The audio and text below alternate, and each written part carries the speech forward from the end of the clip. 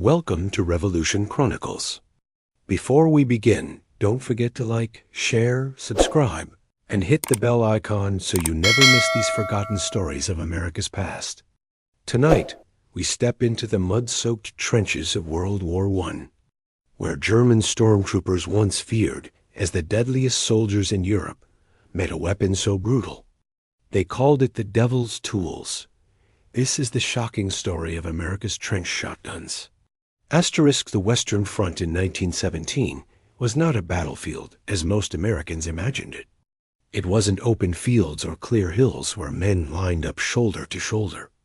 It was a nightmare carved into the earth, stretching hundreds of miles, with mud-soaked ditches that men called home and grave at the same time.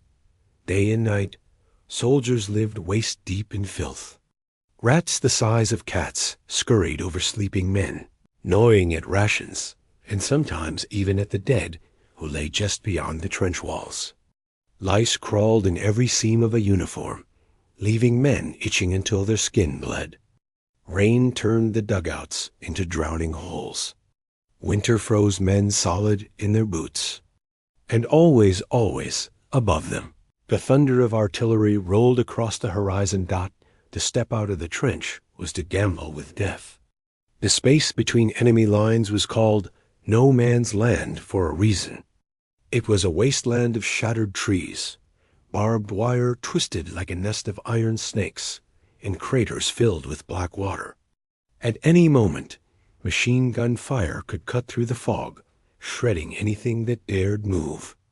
It was not uncommon for wounded men to scream in no man's land for days before their voices went silent. Because rescuing them was suicide, this was the world American soldiers would march into when they arrived in France. But long before the doughboys landed, there was already a force haunting the trenches the Allies both feared and respected: the German Stormtroopers. Stormtroopers were not ordinary infantry. They were hand-picked men trained for speed, aggression, and shock. Unlike the massed waves of German infantry who had marched into machine gun fire in 1914, stormtroopers fought with a new style. They carried light weapons, grenades, and sometimes flamethrowers. They moved in small groups, slipping through holes in the wire, darting from crater to crater, cutting deep into enemy trenches before defenders could react. Their job was not to hold ground. It was to sow panic. They threw grenades into dugouts, set fire to bunkers, and struck like lightning. Then they vanished back into the fog, leaving broken lines behind them. By 1917, these elite shock troops had become a terror on the front. Allied soldiers dreaded the sudden cry in the dark, the blast of grenades. The hiss of a flamethrower, it meant stormtroopers, had come. But even these hardened fighters would soon face something they had never imagined. For while the Allies fought with rifles and bayonets, America was bringing something different into the trenches. At this stage in the war, most combat was fought at close range. A trench might be only 30 yards from its enemy. In such tight spaces, rifles were awkward. A soldier could fire one shot, then fumble with the bolt as enemies closed in. Bayonets turned fights into desperate struggles of strength, with men wrestling in mud until one was too tired or too wounded to go on. Grenades could clear a dugout, but they took time to light, throw, and hope. The Germans believed their stormtroopers had mastered this brutal environment. With speed, fire, and shock, they thought they could overwhelm any defense. And for a time, they were right. But what no one knew yet was that the Americans were about to introduce a weapon perfectly suited for this hell. A weapon made for the close, suffocating range of trench fighting. A weapon that turned mud-soaked corridors into slaughterhouses. The Germans had fought rifles, bayonets, and grenades. They had endured machine guns and artillery. They had unleashed poison gas and fire. But soon, they would discover a weapon that could kill faster, closer, and more mercilessly than anything they had faced before. A weapon they would come to call Teufelswerks, the Devil's Tools, In April of 1917, when America declared war on Germany, the Western Front had already been bleeding for nearly 3 years. Millions of men had died, and yet the lines barely shifted. France and Britain were exhausted. Russia was collapsing. The German stormtroopers had made their mark, and Europe had seen horrors no one could have imagined in 1914. Then came the sound of marching boots from across the Atlantic. The doughboys young American soldiers arrived in France. They were fresh, eager, and unbroken by years of mud and despair. Most were farm boys, factory workers, and small-town sons who had grown up with rifles, shotguns, and hard work as part of their lives. They came not only with energy, but with a weapon that would soon shock the Germans to their core. The rifle was the standard tool of every army. For the Americans, it was the Springfield 1903, a fine, accurate bolt-action rifle. But in the trenches, rifles had limitations.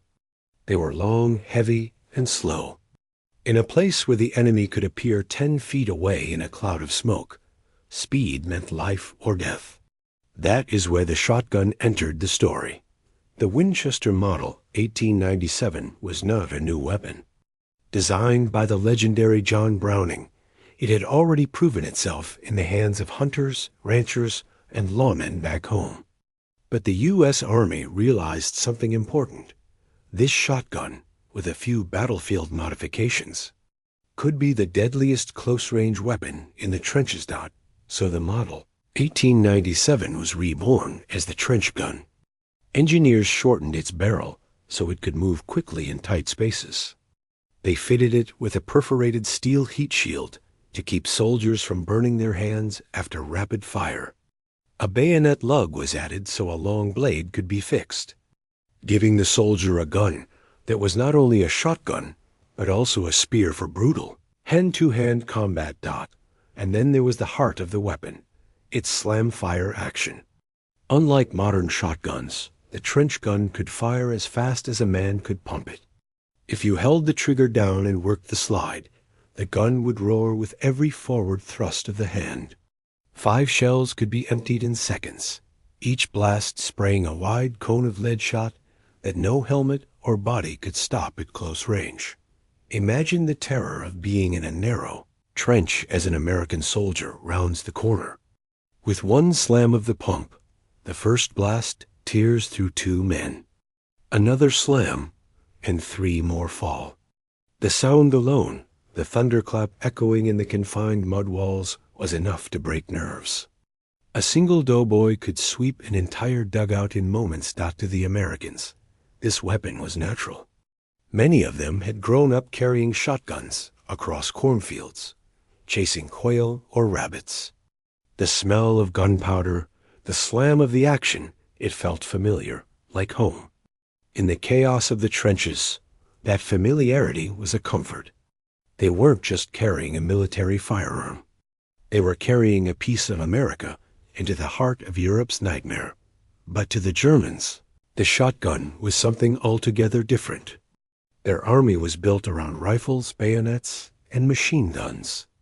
They fought at range, disciplined and orderly. The shotgun violated everything they expected about war. It was brutal, primitive, and unstoppable at close quarters. Stormtroopers, trained to dart into trenches with grenades and pistols, suddenly found themselves face to face with an American weapon that shredded entire squads in seconds. It was as if the rules of war had changed overnight. The doughboys quickly realized the power in their hands. During raids, when small groups slipped into enemy trenches, the shotgun became the spearhead. Men armed with rifles would provide covering fire, but the shotgun men were the shock troops of America. Wherever they went, destruction followed. Reports began to spread among German units. Men whispered about Americans carrying scatterguns, weapons that killed 3 or 4 men with a single blast. Some claimed they saw entire groups cut down in one spray of lead. The stories spread like wildfire, feeding fear and resentment. The Winchester wasn't the only trench gun. The Winchester Model 1912, a slightly sleeker design, also saw service. Together, these weapons earned nicknames: trench sweepers, riot guns, and soon, among Germans, something darker. The Americans didn't see the shotgun as cruel. To them, it was practical. In the hell of the trenches, where enemies appeared at arm's length, survival meant killing fast. And if one gun gave them that chance, they would use it without hesitation. For every doughboy who returned home alive because of a trench gun, the weapon became more than just steel and wood. It became a guardian. By late 1917 and early 1918, the shotgun had proven itself beyond doubt. Soldiers wrote home about its effectiveness. Commanders praised it as a weapon of unmatched utility in close combat. And the Germans, who had once scoffed at America's entry into the war, now feared this strange weapon they had never faced before. For the Stormtroopers, the battlefield had changed. They were no longer the hunters. They were the hunted. Soon, the world would see what happened when these two forces collided. Head on the shock troops of Germany against the slam-firing trench guns of America. And the result would leave the Germans not only shaken, but furious. Because when the shotgun tore through their ranks, they would give it a name: Teufelswerks, the devil's tools. The storm broke one damp morning on the Western Front in the late summer of 1918. The artillery fire had rolled back and forth through the night, shaking the ground, rattling helmets, and leaving a fog of smoke that clung to the trenches like a suffocating shroud. German stormtroopers were preparing another raid, slipping through the wire, crawling into the craters, grenades ready in their fists. For years they had struck terror into enemy lines. But this time would be different. Waiting in the American trenches were farm boys from Kansas, Texas, and Ohio, clutching not just rifles, but something the Germans had never faced before: the trench shotgun. The first moments were chaos. German flares arced into the sky, lighting the broken landscape in ghostly green. A machine gun sputtered. Grenades exploded in dull thumps. Then, out of the smoke, shadows rose: stormtroopers, advancing quick and low, bayonets glinting in the eerie light. Normally, this was when defenders would panic. A bolt-action rifle could fire once, maybe twice, before the Germans were upon you. But the doughboys didn't panic. They waited until the stormtroopers were nearly in the trench itself. Then, in a single roar, the Winchesters opened fire. The sound was deafening, like thunder trapped in a tunnel. At point-blank range, the first blast tore through two stormtroopers at once, the buckshot shredding them before they had even fired a shot. The man behind them stumbled, blinded by the spray of mud and blood. Before he could raise his pistol, the second blast came. Another man dropped. The Americans had discovered the shotgun's true power, not just its killing ability, but the shock it delivered to human nerves. A bolt-action rifle crack was sharp, almost expected. The roar of a shotgun in the confined trench walls was something primal. It echoed in the chest, rattled the bones, and left enemies stunned in terror before the pellets even hit. In the tight, suffocating space of the trench, there was nowhere to hide. Buckshot filled the air like a swarm of hornets, tearing through uniforms, flesh, and even helmets. A single doughboy could empty his weapon in less than 2 seconds, pumping shell after shell in slam-fire rhythm: boom, boom, boom, boom, boom, until the trench fell silent except for the groans of the wounded. One account told of a Cheegle German squad trying to storm a dugout. They crept forward, pistols ready, believing they had the advantage of surprise. Inside, 2 Americans waited with trench guns. When the door burst open, both men fired at once. The stormtroopers never even crossed the threshold. The survivors fled back down the trench, screaming about the weapon that killed without mercy. It didn't take long for word to spread. Germans began to whisper of the new American scattergun, a weapon that could kill half a squad with a single blast. Some called it unholy, a violation of the rules of war. Others simply called it what it felt like, Teufel's works, the devil's tools.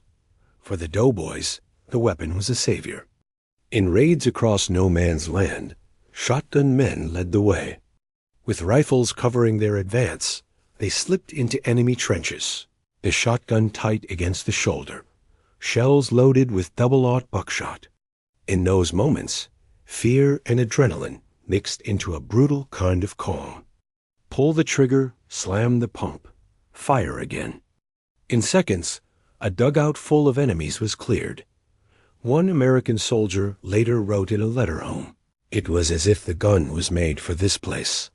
You don't aim so much as point, and everything in front of you falls down." For men trapped in the mud of the trenches, the trench gun wasn't just a weapon. It was survival.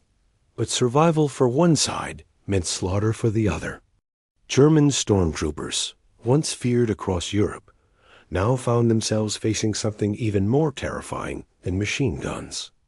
Machine guns killed in waves at a distance.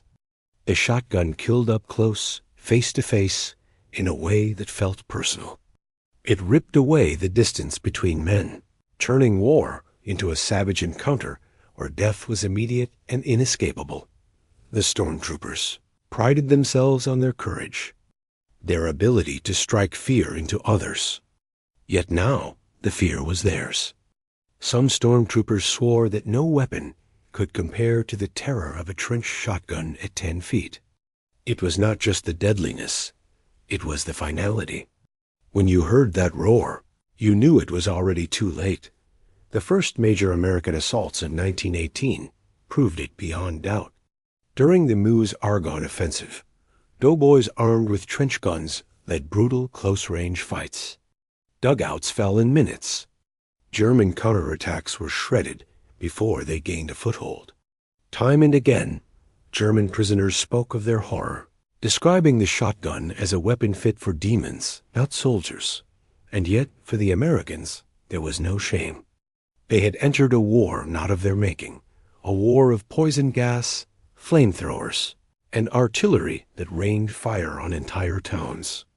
Against such nightmares, the shotgun was not cruelty. It was a tool, a lifeline in the hands of boys who wanted to go home alive. The German reaction, however, grew from fear into outrage. Commanders complained that the shotgun violated the rules of war. They demanded that it be banned, outlawed, and stripped from the battlefield. But their protest only proved what every doughboy already knew. The weapon was working not in muddy trenches, from Verdun to the Argonne. America's baptism of fire with the trench shotgun had changed the game. The stormtroopers, once kings of the battlefield, now faced a weapon that stripped away their advantage and replaced it with terror. The shotgun had earned its name, the devil's tools, and soon the Germans would try to ban it forever. Asterisk, the spring of 1918 saw the German army launch its last desperate offensives. With Russia knocked out of the war, the Kaiser shifted hundreds of thousands of men westward, flooding the trenches of France and Belgium. Among them marched the dreaded Stormtroopers. They were the tip of the spear, hardened fighters drilled to move fast, smash through Allied defenses, and leave chaos behind for the infantry to exploit. For years, these stormtroopers had been the terror of the Western Front. They came at dawn, slipping through the fog, masked and silent until the crash of grenades and the chatter of machine pistols broke the stillness. British and French soldiers learned to fear them. Even Americans, arriving fresh to the war in 1917, quickly realized the reputation was not exaggerated. But when the stormtroopers slammed into American lines in the summer of 1918, they met something entirely new, something their training had not prepared them for. They expected rifles. They expected bayonets. What they did not expect was the brutal roar of the Winchester Model 1897 and Model 1912. Trench shotguns. In June 1918, the Marines of the 5th and 6th Regiments fought tooth and nail to throw back a German advance through below wood. The fighting was hand-to-hand, brutal beyond imagination. Trees were splintered by artillery. The air reeked of smoke and cordite. And in the thick undergrowth, the trench guns made their first thunderous appearance. A German squad crept through the trees, stormtroopers with grenades clipped to their tunics, and MP-18 machine pistols slung at their sides. They thought they had surprise on their side. What they found instead were Marines crouched low, fingers tight on the triggers of trench guns, loaded with double-aught buckshot. At close range. The first blast tore through the stormtroopers, like a scythe through wheat. A second shot followed before the echo of the first had faded. Then another.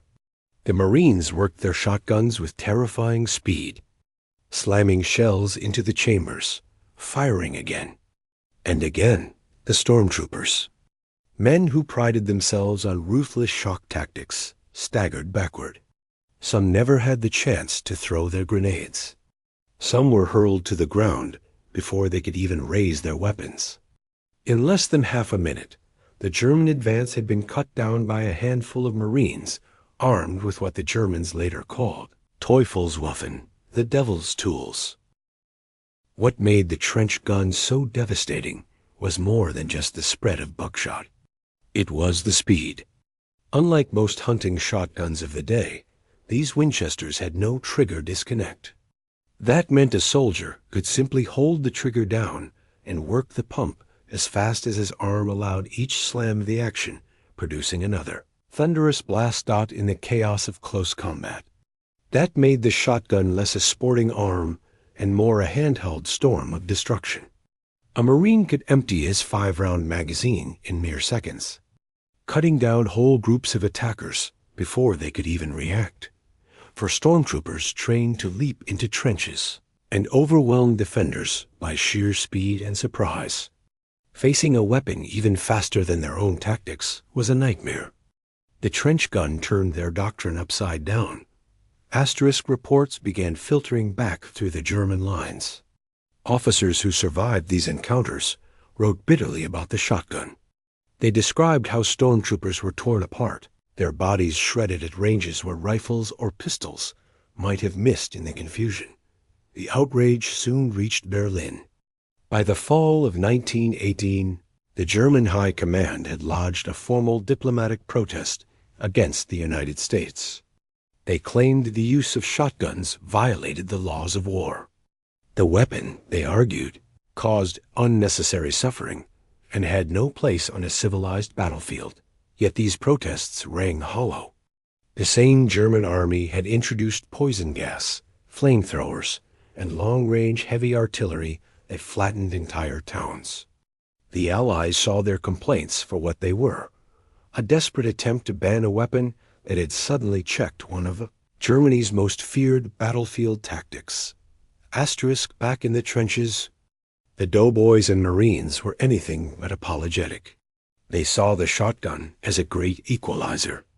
Where stormtroopers once struck terror into Allied hearts, now the Americans could stand firm, pump their trench guns, and blast the attackers back into the mud. For many Americans, the shotgun was a familiar friend. Farmers had grown up with them in barns and fields. Hunters carried them into woods and marshes. To put one in a soldier's hands was not just arming him with a tool of war. It was arming him with a piece of home. The emotional connection was powerful. In letters home, men bragged about the trench guns. They called them cornshuckers, whippet sticks, and trench brooms. Each nickname reflected both pride and grim humor. The stormtroopers may have called them the devil's tools, but to the men of the AEF, they were heaven sent. Asterisk imagine the scene. A German squad bursts into a shell hole where they expect frightened Americans to scatter. Instead, a figure rises in the smoke, shoulders a shotgun, and unleashes a blast that fills the air with lead. The stormtroopers falter. Another blast rips through them before they can recover. In the space of a few heartbeats, their momentum shatters. This happened again and again in 1918. In the Meuse-Argonne, in the battered forests of Belleau Wood, in ruined villages across the front, stormtroopers learned to dread the distinctive roar of a shotgun. Some swore they could hear the difference between a rifle crack and the deep boom of buckshot. And when they heard it, they knew the attack would be costly. The fear spread. Even seasoned German soldiers began to hesitate when storming American trenches. The weapon had earned not only a nickname, but a legend. Asterisk for the Americans. The introduction of the trench shotgun was more than just a battlefield advantage. It became a symbol of ingenuity, of adapting the tools of everyday life into weapons of war. It told the world that Americans were unafraid to fight in their own way, on their own terms. And for the Germans, it was a symbol of humiliation. Their elite stormtroopers, the pride of the Kaiser's army, were being shredded not by tanks or heavy artillery, but by pump-action shotguns carried by farm boys and city kids from across the Atlantic. The shotgun had forever changed the close-quarters fight in World War I.